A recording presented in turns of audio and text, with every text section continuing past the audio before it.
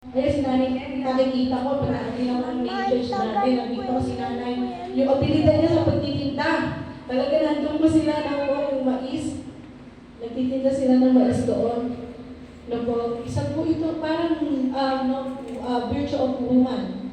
Si Pastor Rasyoni sa kanyang pagsasaka. Ano po, sino pa yung mga senior natin dito na talagang bago sila nagkaroon ng apo, na hanggang ngayon, iba, nandiyan pa rin sila sa kanilang mga apo para suportahan. Nagtatrabaho. So, hindi na pagsasama, no? May mga nanay na nag-opisina, nagtatrabaho. Ano po, hindi lang tatay. So, tinutulungan ni nanay ang tatay na kumita ng pera. Pagsamahin ang abilidad nila para magkaroon ng pera. Ano po? So, huwag muna tayo sa pera. Huwag muna po tayo sa ibigay ng Diyos na kakayanan, abilidad, lakas. Sabi po, ginawa na ito para matupad niya ang kasunduan niya sa inyong mga ninuno, katulad ng ginawa niya ngayon. Sa English po, basahin natin sa English, mas maganda eh. Kasi po ang Biblia, bago maisalin sa Tagalog, sinalin muna sa English. Bago tayo nagkaroon ng Tagalog na Biblia. Sabi po, but remember the Lord your God, for it is He who gives you the ability to produce wealth. So, paano ka yayaman kung hindi mo gagamitin yung ability? Paano ka magkakapera kung hindi mo gagamitin yung ability na binigay sa iyo ng Diyos? Paano produce ka ng wealth? Kasi hindi naman, wala namang lalaglag ng pera dyan. Tapos sasambutin mo na lang. Lahat kailangan mong gamitin yung kakayanan. Yung abilidad to produce wealth. Kaya kami nag-a-abroad eh. Doon nila gagamitin yung kakayanan nila, yung abilidad nila to produce wealth. Sabi ko nga pag ako nagbe-bake ako, sana ako sa Panginoon kasi wala naman akong knowledge talaga sa baking.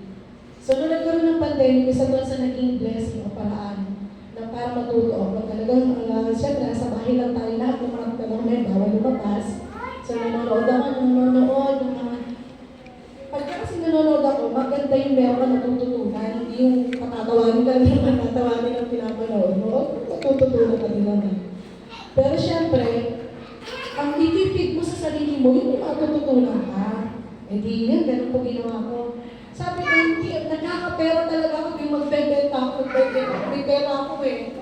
Pagka nag-bake ako, matik yun, pera yun. Kasi pag binenta mo, wala naman may bibili nagiging pera. Okay po? So, meron pala talaga tayong kayamanan. So, kailangan talaga natin maging matsaka, mag-effort, gagamitin yung kakayanan, yung lakas, para maging pera ito, para maging kayamanan. Ano po? So sabi po, but remember the Lord your God, for it is He who give you the ability to produce wealth. Kaya yung mga kabataan nag-aaral ngayon, pagsikapan niyo study hard na mag-aral na mabuti.